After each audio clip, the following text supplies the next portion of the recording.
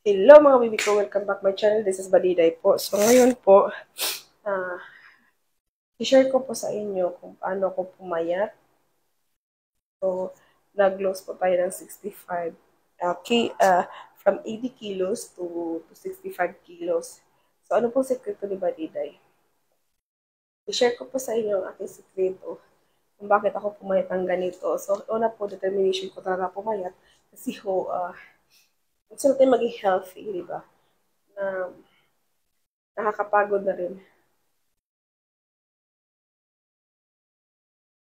So, nakakapagod na rin magiging mataba. So, ngayon po, papakita ko sa inyo mga picture ko kung paano ko pumayat at mga freebies ko na mga picture na tsaka video. Meron tayong video from previews po talaga na gusto ko talaga pumayat.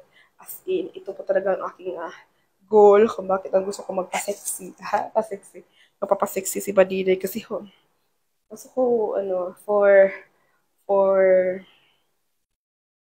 from bata pa po ako, chubby talaga ako, mataba po talaga ako. Tapos nag-high school, umayat lang ako, nag-elementary ako. Tapos, umayat naman ng konti nung high school. Tapos, nag-college. Tapos, nagpapalit naman uli ng college. Tapos, tumaba na naman. So, ganun po talaga. Hanggang tumaba po ako ng tumaba kasi malakas talaga ako kumain ng rice talaga. As in, so sa lahat ng mga video ko nakikita ninyo, hindi naman halata siguro ang aking mga mukbang. So, matakaw talaga ako pag gusto kong pagkain talaga. So, ngayon po, sa mga taong determinado po talagang pumayat o papasexy po talaga, walang imposible. Ako naman talaga, balance rin ng katawan ko. So, madali lang o papayatin, madali lang ako patabain din kasi malaki yung legs ko, malaki rin dito ko, malaki yung puwet ko. Yan. Yan. Malaki lahat. Malaki yung braso ko, malaki yung mukha ko, malaki yung dito ko, yung boobs ko, malaki rin. So, ngayon po, lahat malaki. Proportion pala. Proportion. Ay! Hindi ko na rin alam kung paano.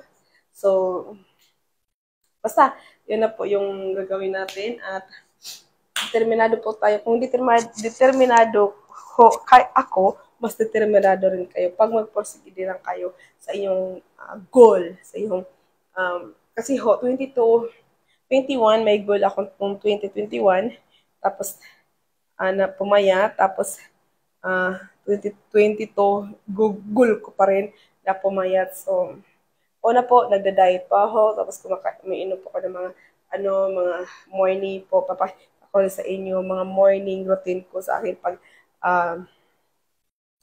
sa aking video, sa aking mga fruits, lalo na yung mga watermelon, mga ganon, mga juice, kailangan morning inom po niya for cleansing po talaga sa ating katawan, sa ating bituka, sa ating intestine. So, kailangan natin yun.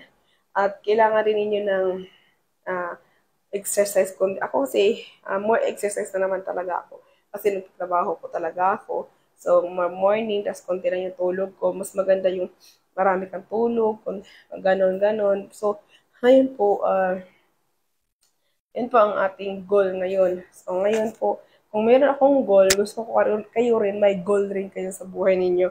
So, nakikita nyo naman na napaka-sexy ko na talaga. As in. So, ito po yung ating goal ngayon. The mother goal. Okay. Hindi naman ako nanay. I am not a mother for the same time. Single pa po ako. So, kailangan, not unmarried po ako. So, kailangan ko yun na sa buhay ko. Okay? So, yan po. Once again, thank you so much for watching po. At panoorin po yung aking mga videos kung paano ako pumapayat. Tayata! So, thank you guys. Sana po ma-encourage kayo sa video na ito. Okay?